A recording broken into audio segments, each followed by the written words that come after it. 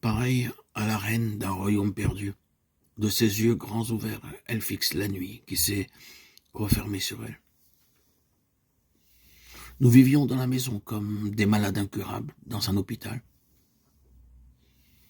Nous entendions des plaintes, des soupirs, des sanglots réprimés.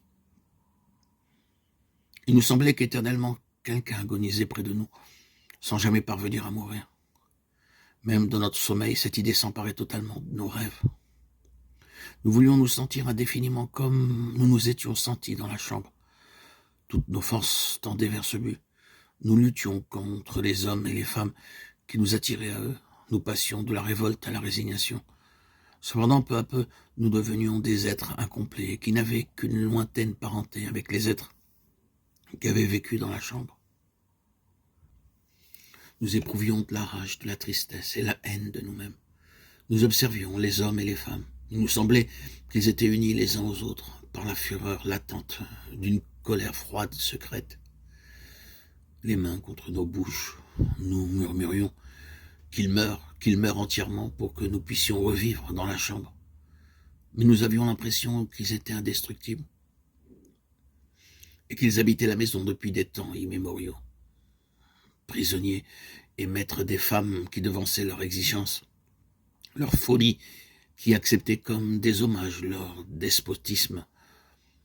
Les hommes étaient tout à la fois présents et absents. Ils portaient des noms de choses et paraissaient dans leurs costumes lustrés appartenir à un passé très lointain. Ils vivaient dans la maison tels des moines à la charge de leur communauté.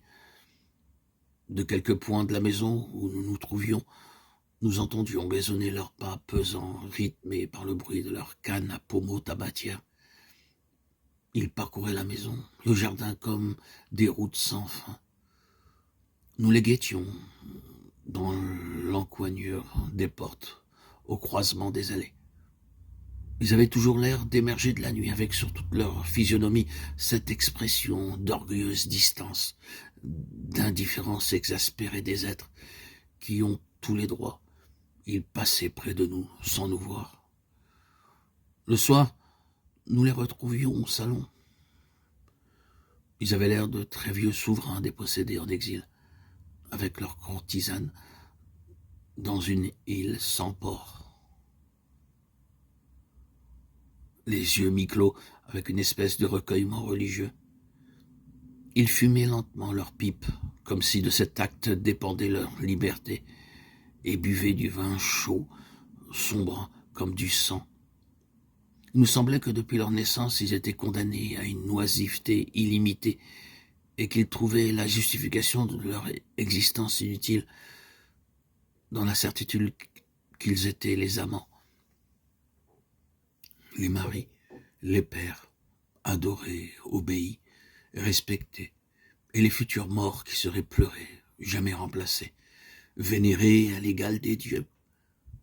Les femmes étaient assises près des tables sous la ronde clarté des abat-jours, serrées dans leur sombre étoffe, l'argent, l'onyx, le jaïs, la perle noire encerclant, raidissant cou, poignets et doigts, mais regardaient vaguement devant elles.